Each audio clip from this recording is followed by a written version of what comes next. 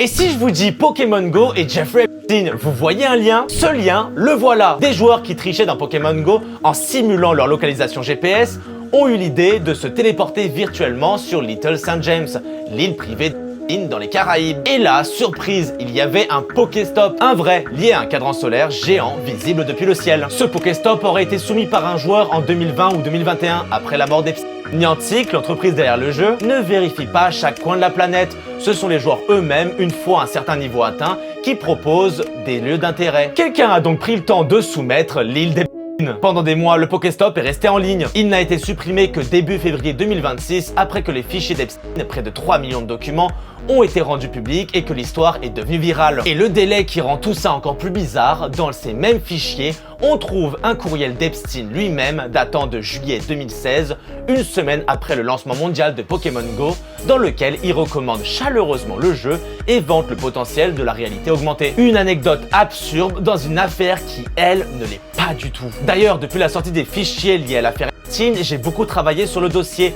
sans en faire de vidéo, car bizarrement, TikTok aime pas beaucoup le sujet. Voilà pourquoi je suis obligé de censurer certains mots. Mais si vous voulez que je fasse des vidéos pour analyser les éléments les plus intrigants, certaines expressions ou mots qui ont fait réagir comme pizza, hot dog ou d'autres termes qui ont été interprétés de façon différente, dites-le moi en commentaire. Je vais prendre le temps de tous les lire. Matteo Micheli pour Discat Info.